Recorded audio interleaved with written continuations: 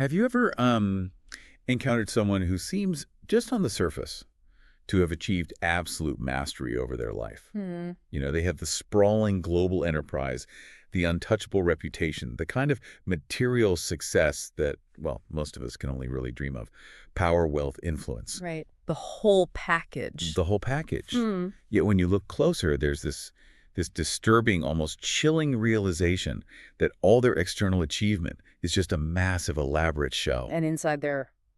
Completely hollowed out, yeah. Yeah. They're governed by one controlling, corrosive emotion, an internal drive that just renders all their success functionally meaningless. That sensation, that profound observation of the successful but secretly tormented soul is exactly the starting point for our sources in this deep dive. We're sort of shifting from simply analyzing success to intensively examining the psychological consequences of emotional failure. Our source material, which focuses on a narrative analysis of a protagonist we're going to call the King of Envy, is an in-depth exploration into how obsessive desire and, crucially, this profound unmanaged envy can fundamentally twist the blueprint of the human heart. So it turns desire into something else. It turns desire into a dangerous weapon. Okay, that immediately grounds our mission today.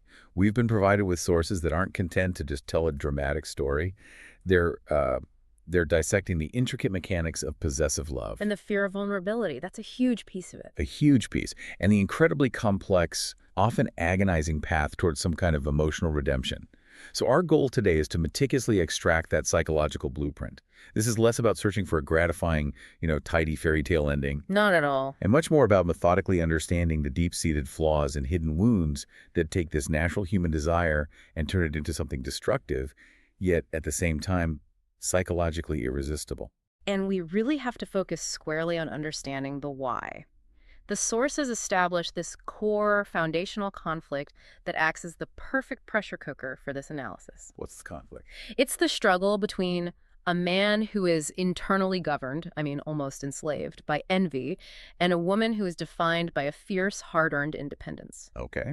And this clash isn't just designed for maximum dramatic tension.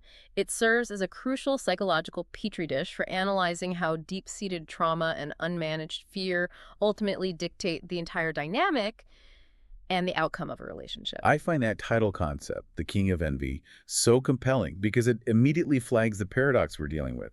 He's at the pinnacle of external, visible achievement. He controls markets, he controls social circles. His entire material world. Right. But the source material shows he remains inwardly driven by this constant, consuming, almost pathological need for possession. And it's so specific, isn't it? It's not just about things. No, his insecurity is so profound that it's not enough just to be successful.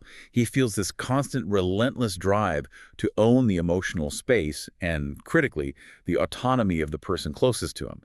It's just this spectacular, tragic paradox that financial and worldly success can entirely fail to cure a deep psychological wound. And that's really the core thesis we need to demonstrate today. His power is a shield, but his envy is the arrow pointed straight at his own heart. The sources challenge this idea that external fixes can ever mend internal brokenness. We're going to spend the next several minutes detailing exactly how that failure manifests. So let's start where the sources do, with the deconstruction of this male lead. We have to acknowledge the facade first. You have to. It's impenetrable from the outside. Absolutely. According to the source material, his exterior profile is, for all intents and purposes, flawless. He controls the boardrooms, he dictates policy, he possesses, astronomical wealth and wields influence with such effortless precision that he appears totally unshakable. He's depicted as a figure of total dominance, someone who views obstacles not as challenges to overcome. And as temporary annoyances. Exactly. Annoyances to be dispatched with surgical efficiency. He doesn't struggle, he just eliminates the problem and moves on. And if you only observed him from the outside, you would assume he's the definition of stability. The Rock. But here is the critical distinction that the sources just hammer home. While he controls everything external to himself, the stock market, the media narrative, the professional world, the internal reality is that he is ruled by envy. Not just influenced by it, ruled by it. It's not just a character flaw. It's his central operating system. It's a 247 psychological struggle. And his enormous success, his achievements, his empire, all of it has utterly failed to cure this deep-seated psychological struggle. He carries the wound of envy into every single interaction. It's true. It renders his external control meaningless in the face of this internal chaotic fear. It's the difference between having influence over the world and having peace within yourself. Mm-hmm. He has the ultimate influence, but zero internal peace. Zero. And what's fascinating is how the source material clarifies the nature of his desire. He doesn't just want generalized status or success. No, it's much more primal than that. He wants possession. When he sets his sights on something, or especially someone, the psychological ability to let go, to grant freedom, to allow for genuine independence, it's just fundamentally lacking. It's a binary state for him. What do you mean? Total possession or total loss. There is no middle ground, no negotiated autonomy. He can't conceive of it. That inability to compromise autonomy, that feels like the most telling symptom of his internal disorder. It is. We have to analyze why possession is so desperately necessary for him. The protagonist is presented as morally gray, immensely intense, and deeply possessive, constantly struggling with this overwhelming jealousy and crippling, persistent insecurity. So he's not just a confident, controlling guy. He's a deeply insecure one. Deeply. He is constantly measuring himself, comparing his worth not to his peers, but to some terrifying internal standard of perfection that he believes is necessary to avoid being abandoned. And the external validation from his success. It's a temporary high, but it never fills the void. In fact, the sources suggest that success often makes the insecurity worse. Okay, help us connect those dots. If he's so successful, why would that success amplify the insecurity? Logically, shouldn't immense wealth and power provide a buffer against feeling not enough? You'd think so, but it creates a vicious feedback loop. The sources suggest that his success is the result of his desperate need for control. Okay, that makes sense. But it also increases the stakes massively. Think about it. If he loses a business deal, it's not just a monetary loss for him. In his mind, it confirms his deepest fear of failure, the fear of not being enough. So every professional risk is also a profound personal risk. Exactly. And if he attracts a fiercely independent woman, his success might be what attracts her initially, but her very independence becomes an immediate threat to the security he purchased with all his power. Because it's a variable he can't control. A huge one. He has so much to lose, and therefore the possibility of losing anything is magnified tenfold. His fortress of power, ironically, makes him an emotional hostage to his own empire. Okay, so let's unpack the core psychological origin of this possessiveness that transforms his love into control. It goes beyond the superficial, right? Absolutely. The sources move way past surface-level concerns like professional standing or money to pinpoint the emotional root. His envy is fundamentally rooted in deep emotional fear, originating from unhealed, likely childhood trauma. And what are those fears? The text lists specific, potent fears that define his entire existence, and they feed into each other like a terrible chain reaction. Okay. First, there is the terrifying fear of not being enough. This means no matter how successful he is, he believes that the authentic self, the vulnerable man underneath it all, is fundamentally unworthy of love. So the success is just a costume. It's armor. Second, there is the primal fear of abandonment.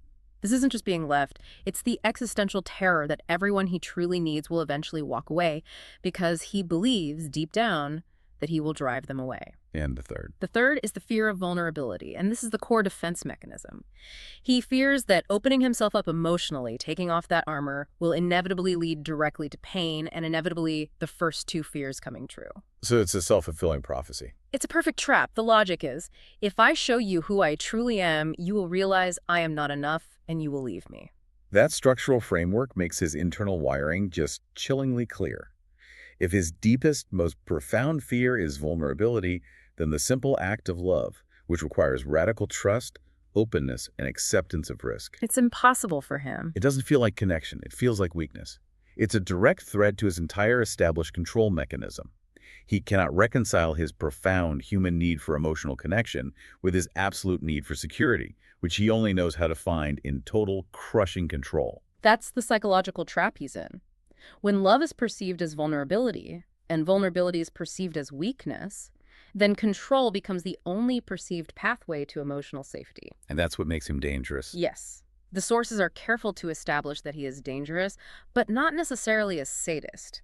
He doesn't seek to inflict pain for sport. He is dangerous because the only way he knows how to attempt to love is by controlling the object of his affection, essentially immobilizing them so they cannot enact his deepest fear, leaving him. So his protective mechanisms, the walls, the micromanagement, the demands, they translate directly into suffocation for the other person. Complete suffocation. What does that look like in the day-to-day dynamic of their relationship, according to the sources? It manifests as constant strategic acquisition. For him, a relationship isn't a partnership. It's a high-value asset that must be secured and defended fiercely, often through psychological means. Give us an example. Well, if she expresses a desire for time alone or wants to pursue an interest outside his orbit, his first internal thought isn't, I trust her, or that's great for her. It's, this is a variable I cannot control, and therefore, it is a threat. So how does he react? He might use lavish gifts to create a sense of obligation or emotional blackmail, demanding constant check-ins or subtly undermining her confidence in her own pursuits to ensure she remains securely within his sphere of influence. He is fighting the ghost of his own abandonment trauma by trying to put his partner in a psychological cage. The staggering price to pay for supposed safety. And it really highlights that his primary enemy isn't some external competition. It's the internal threat of his own unhealed abandonment issues. That's the battle he's fighting every single day. So if the king of envy is defined by this elaborate, power-fueled defense mechanism, let's pivot and look at the person he chooses. Or perhaps the person who chooses him. A very important distinction. The female protagonist acts as the crucial counterforce in this entire dynamic. The sources are absolutely explicit on this point. This is not a story of a dominant man overpowering a passive woman. No, the text insists she is neither weak nor submissive, which is what provides the necessary psychological friction for this analysis. Without her, there's no story. Her strength is fundamental to the story's depth, because without her independence, the male lead's possessiveness would never be challenged, and the narrative would have no engine for change or conflict. And her characteristics are very specific. She is emotionally guarded, which is her own sophisticated defense system. She is fiercely independent, and she is definitively strong-willed. These are not just convenient personality traits. They're survival tools. Exactly. They are fundamental, hard-won characteristics honed by a difficult past. We see that context is everything here. She is described as being explicitly shaped by her own painful history, which means her resistance to his attempts at control is not merely stubbornness. No, it's a necessary, protective, psychological response. She values her autonomy above almost everything and actively resists the concept of being owned or absorbed by anyone, especially someone whose definition of love is synonymous with possession. Her independence is her armor. It is, but it's also her greatest vulnerability in this specific relationship. She knows what it costs to rely on others, and she knows the suffocating fear of being controlled. So when she meets a man whose love language is precisely control, Her unwavering insistence on autonomy becomes the major, constant source of tension. She's seeking a genuine connection, a partner in the truest sense, which puts her directly at odds with the King of Envy's entire methodology for finding safety.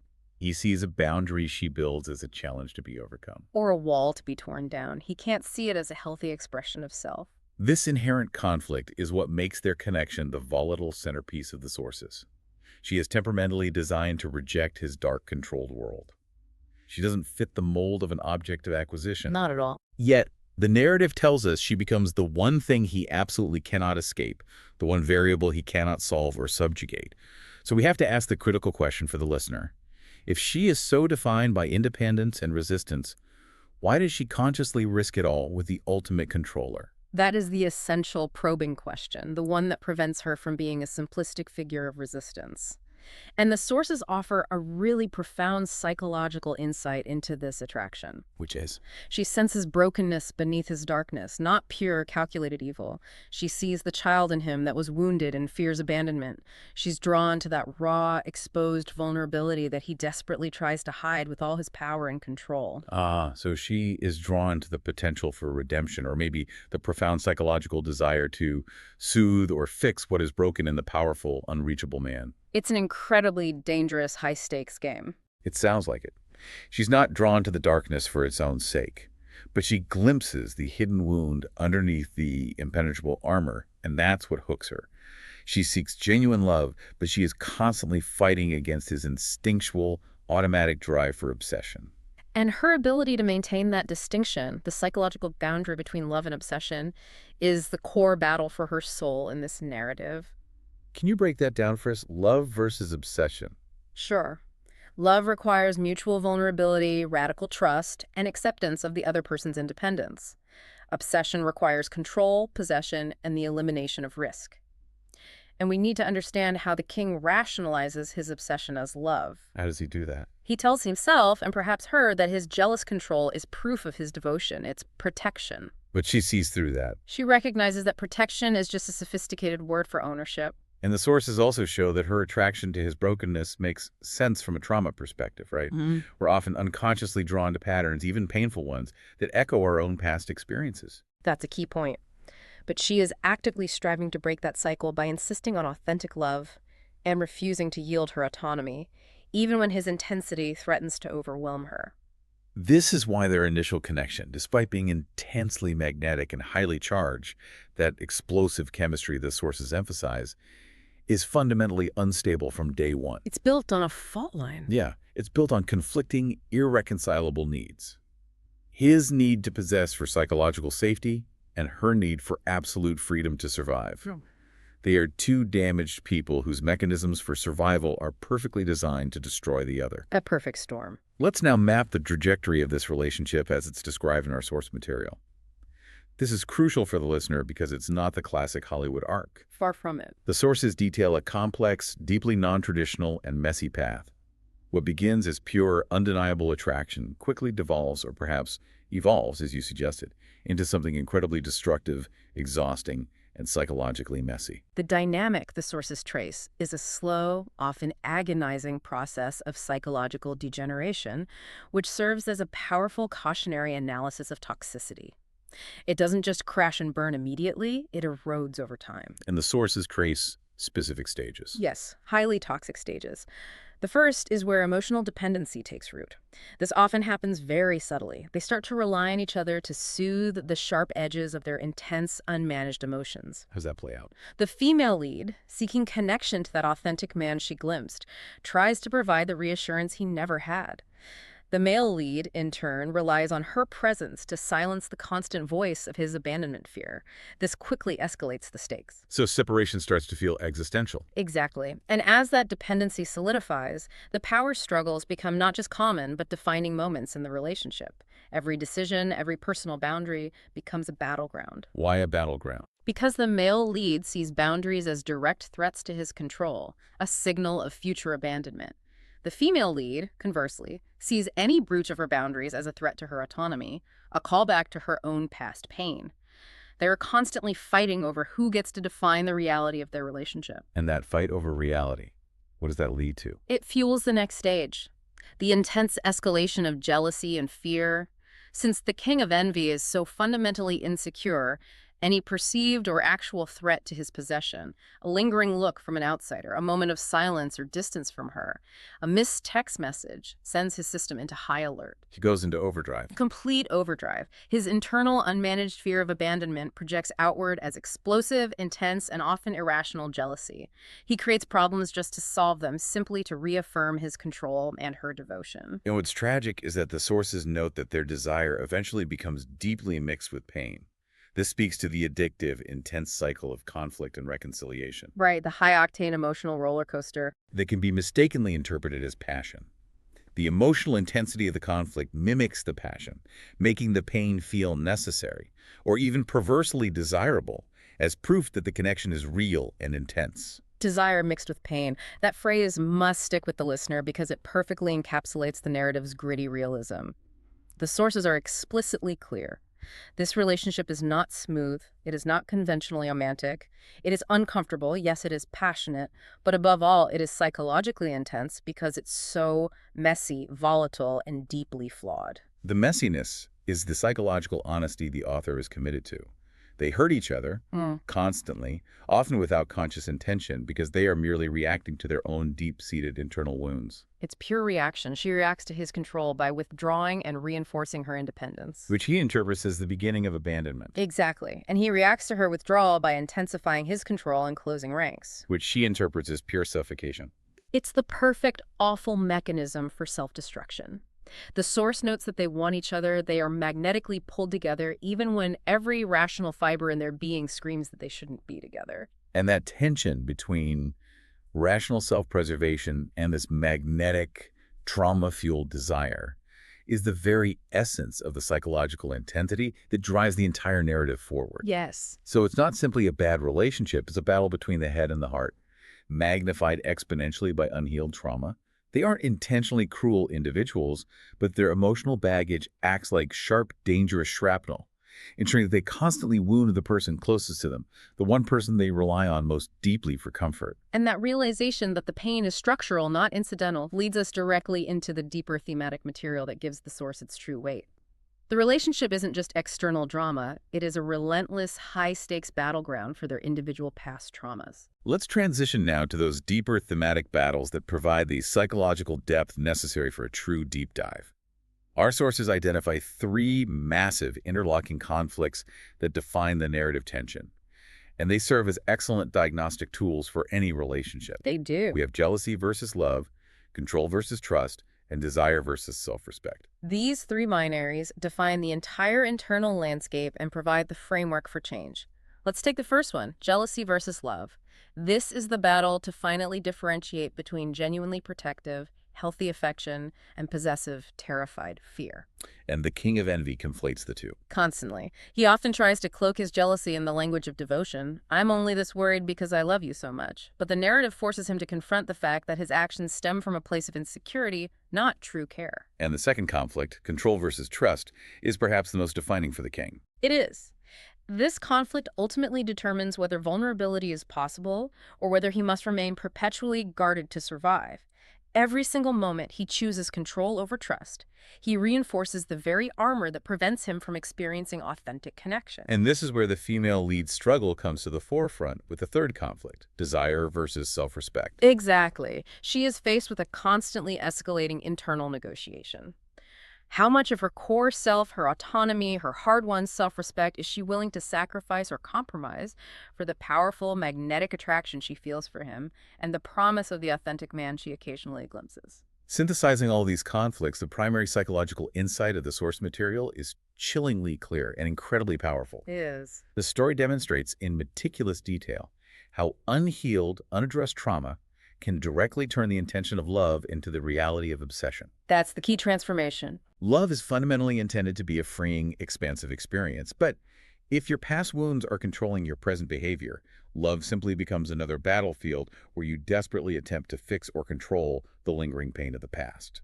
Trauma transforms the relationship into a repetitive performance of past wounds. For the male lead, his trauma dictates that he must control to proactively avoid abandonment. For the female lead, her trauma dictates that she must fight control at all costs to preserve her very sense of self. It is a mutually destructive, zero-sum relationship doomed to spiral downward until one or both protagonists confront the root cause. Which brings us back to the corrosive nature of envy. Let's focus intensely on that core concept. The sources frame envy as emotional poison, not just an annoying personality trait, but a systemic, corrosive force. Yes. A force that systematically destroys the possibility of a healthy, functioning relationship. How does this poison work in practice? Well, when envy rules the relationship, the individual is never truly present in the moment. They are constantly measuring what they have against what they fear losing. So, for the king of envy, He can't simply enjoy the presence of the woman he loves. He is constantly comparing the current moment of happiness to the future potential for betrayal or abandonment. This poisonous envy destroys intimacy because he cannot fully see the female lead as a sovereign person with her own wants and needs. he only sees her As a highly valuable, highly mobile possession that must be secured at all costs. Furthermore, envy manifests as resentment of her freedom. He may subconsciously resent the fact that she has managed to build walls that he hasn't been able to penetrate, or that she manages to maintain a sense of self outside his identity. So instead of being proud of her strength, His internal envy demands that her light be dimmed so his own insecurity doesn't feel so exposed. and what's truly remarkable and what elevates these sources above standard relationship drama is the commitment of the narrative to psychological realism. The writing style is intense, dramatic, and emotionally raw. And crucially, the author does not rush healing and does not simplify complex, overwhelming emotions. That commitment to letting the characters sit in their darkness is a major thematic anchor. It is a vital narrative and psychological choice. Rushing healing implies that profound psychological change is facile, instantaneous, or achievable through a single grand gesture. The sources reject that simplicity. So what does sitting in their darkness achieve? By forcing the characters to sit in the intense discomfort of their emotional reality, their darkness, the author conveys a deep truth. True redemption requires a long, arduous, and highly painful process of self-awareness, confrontation, and behavioral change. It's emotionally raw precisely because real change hurts. You have to dismantle the identity you built to survive, brick by painful brick. And because that healing is slow and resisted at every turn, the emotional and psychological tension is relentless. Yeah. The source material uses this tension to keep the pressure high. Hidden truths inevitably surface. Past wounds resurface with renewed virulence. And emotional walls begin to crack under the strain.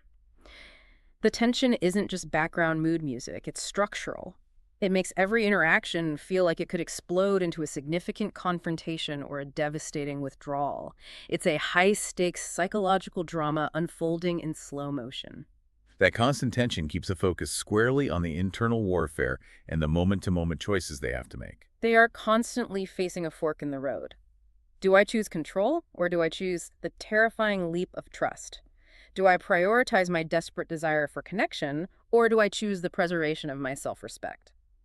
This brings us to the three core philosophical and psychological questions posed by the sources, which ultimately provide the framework for this entire deep dive.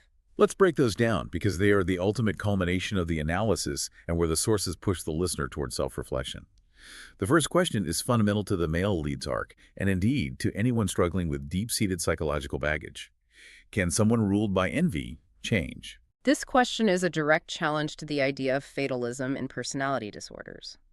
The focus here is squarely on redemption and the hard work of self-awareness. Change is only possible when the individual, the king of envy, ceases to look outward at his kingdom and finally recognizes that his external power is merely a magnificent mask hiding his internal illness. So he has to stop reacting. He must transition from reacting constantly based on primal fear to choosing intentional actions based on profound self-awareness. The implication from the source is clear. Envy is not a life sentence, but overcoming it requires a profound, painful reckoning with the fears of not being enough, of abandonment, and of vulnerability. He has to acknowledge that the armor he built to protect him is now the thing suffocating him. And what does that reckoning look like? How does he start that process? It starts with hitting an emotional rock bottom, realizing that his wealth and power are useless tools for winning this woman's heart because she doesn't want to be bought or controlled.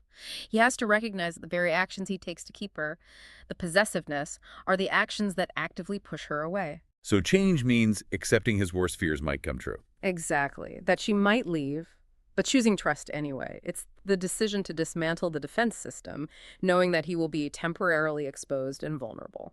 The second question challenges the foundation of their entire dynamic, and it's relevant for anyone in a high-intensity relationship.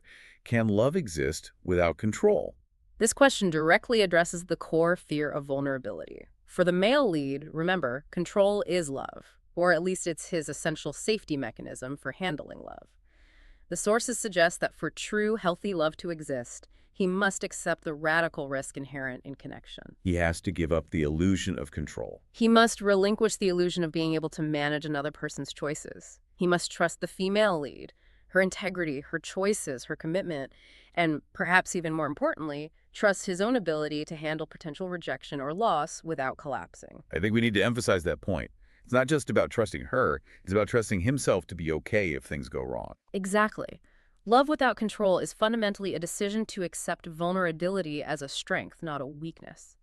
It means giving the other person a metaphorical long leash and realizing that if they choose to stay, it is a conscious act of love, not a result of coercion or control.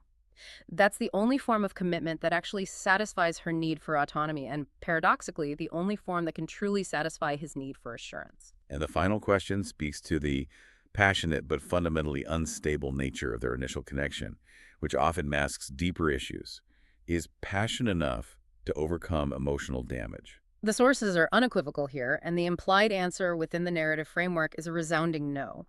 While passion, intensity, and magnetic attraction may initially draw them together and keep them emotionally entangled in that addictive cycle of conflict and reconciliation, passion is profoundly insufficient to heal the deep-seated emotional damage they both carry. Passion is chemistry. But healing is long, slow, consistent work.